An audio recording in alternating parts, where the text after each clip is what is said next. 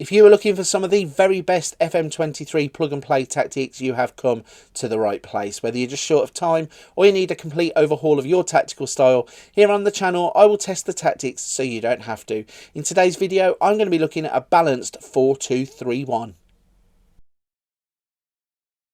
The subject of today's tactic testing video is going to be Daly's Diamond, laid out in a 4-2-3-1 or a 4-3-3 if you like. Let's break down some of the positions. Starting at the back, we have a sweeper keeper who is set to support.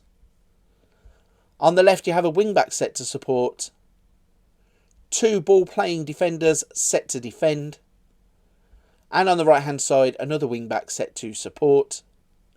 You then have a segundo volante set to support, a deep line playmaker set to support, and a central midfielder who is set to automatic. You then have an advanced playmaker set to support, a shadow striker set to attack, and an advanced forward set to attack. So as I said, it could be a 4-2-3-1 or a 4-3-3, however you want to look at it. It's custom control possession in terms of tactical style. Its mentality comes as balanced. The in possession will look like this. The in transition will look like this. The out of possession will look like this. So that's the tactic. I'm going to run it through a single season sim, and I have used Brentford, Atalanta and Valencia.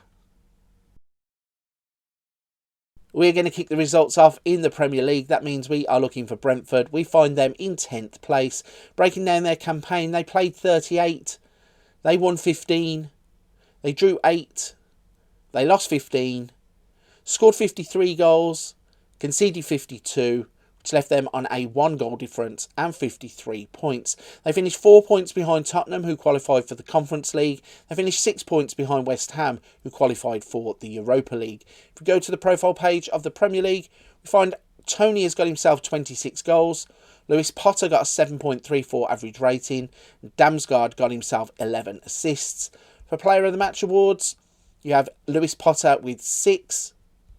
For clean sheets, we find David Raya down in 14th place with 7. Yellow cards, we don't have too many issues with discipline. Nobody showing up in that category. Distance covered per 90 minutes, nobody in that category. In tackles per 90 minutes, they have Rico Henry with 3.49 and Lewis Potter with 3.32. And in terms of dribbles per 90 minutes, Rico Henry leads the list with an impressive 7.07. So kicking off the results with Brentford in 10th place, let's look at the other competitions. They played in the FA Cup, they were knocked out in the 5th round by Watford, and they played in the Carabao Cup where they were knocked out in the 4th round by Shrewsbury Town. Next up, we have moved across to Italy. We are looking for Atalanta, and they are in 9th place. If we break down their season, they played 38, they won 16, they drew 13, lost 9, scored 50, conceded 33, giving them a 17-goal difference, and they finished on 61 points. That's 4 behind Sassuolo, who qualified for the Conference League. It's 10 behind Juventus, who qualified for the Europa League. If we go into the profile page of Serie A, we can see Zapata got himself 23 goals.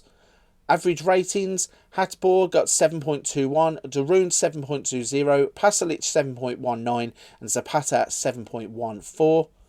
For assists, they had Ederson with 7, Pasalic with 7 and Hatbour with 6. Player of the Match awards, they had Zapata with 7. For clean sheets, they had Musso with 15. For yellow cards, they didn't have anybody in that section, so once again, discipline not an issue.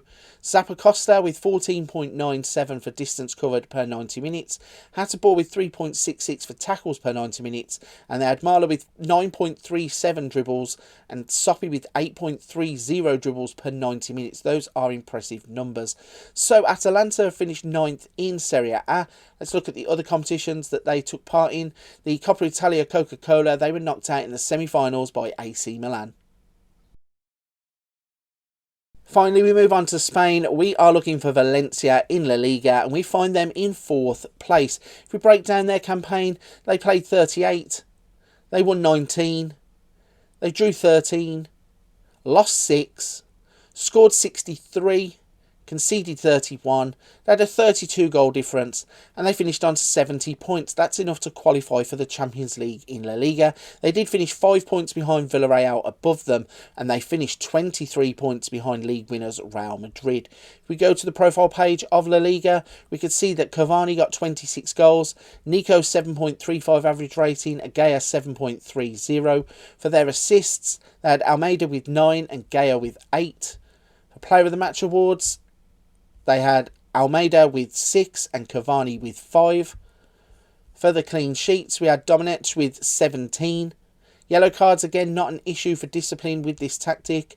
Folkier got 14.99 kilometres covered per 90 minutes. In terms of tackles per 90 minutes, had nobody in that category.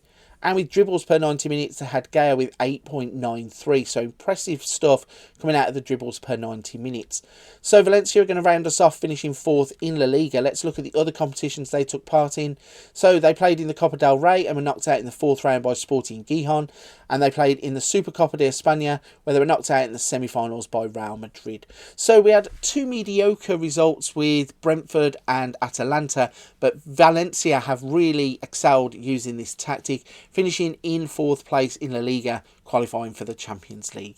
Right, if you're still with me at this point of the video, firstly, a big thank you. Secondly, if you don't mind hitting the like and subscribe button to help the channel out, I really would appreciate it. Watching the growth on the channel has been fantastic. It's all down to people like yourself who come to the videos, watch them and interact with the channel. Before you go, don't forget we have other things on the channel, such as other tactic testing, Wonder Kids, Let's Plays, rebuilds, hints, tips, tutorials, little bits of something for everybody right here on the channel. But for this one, I'm going to wrap it there. Big thank you for watching. I'll see you on another video very soon.